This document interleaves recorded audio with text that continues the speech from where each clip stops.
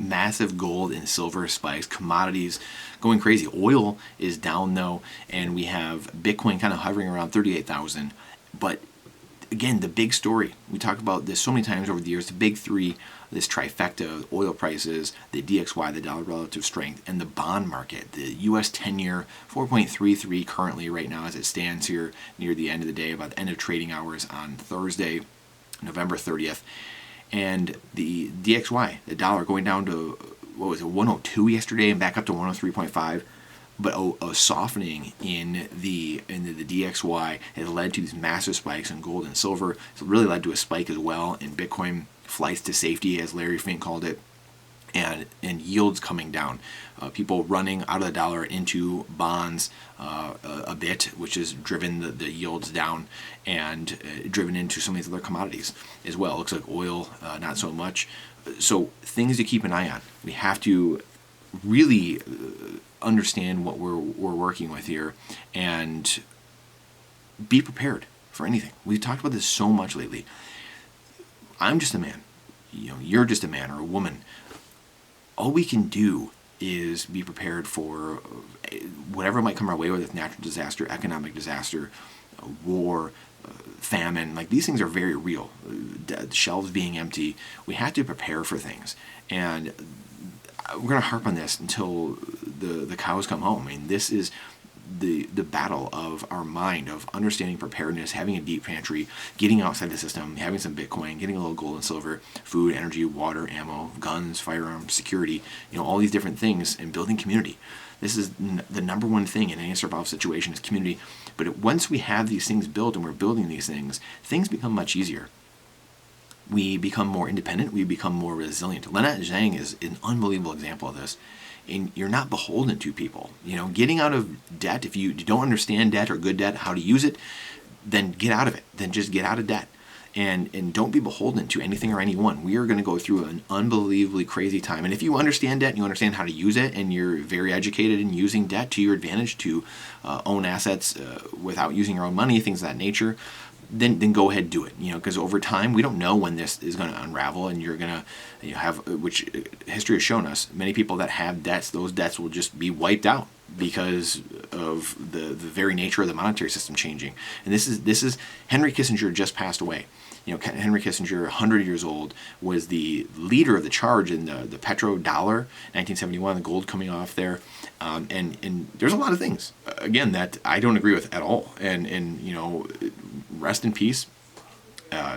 Same with Munger, same thing, just passed away recently too. And ironically, another centurion, I believe, or almost, Rosalind Cartwright, 3 just in the last week that passed away, all really had big roles to play during that time period, 1971, in the 60s, the 70s, stuff like that. So we really have to understand our history. I just talked to BJ Dichter and did a podcast with him.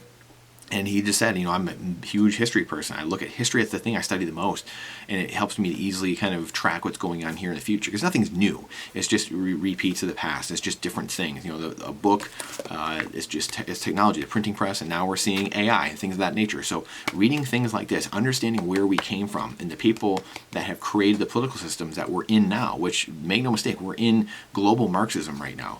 And government's paying for everything, government being daddy, government being God. This is where we're at in the story. We have to take that seriously and understand, hey, this is what's going on.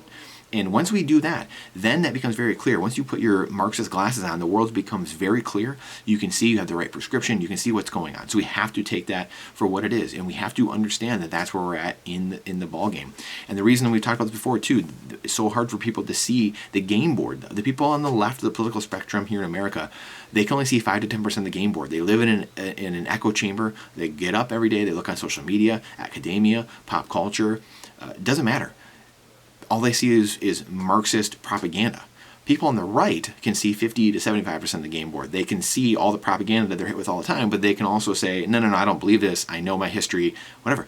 But the problem is there's still a level above that, and it's really the money layer that a lot of Bitcoiners see. That's why Bitcoiners are so fervent on Bitcoin, and that's why they get so crazy, because they can see 90 to 95% of the game board. We can never see all of it, but they see so much of the game board, and it becomes so evidently clear that we are in a system that is not for us. A fiat currency system is, number 5, the plank of the manifesto here is centralized control of the money and the credit. Central banking system. That's what we're in. Central banking is Marxist by its nature. It is collectivist. It is what's good for the whole. So we can basically discard whatever people, whatever things we don't need because it's for the good of the whole.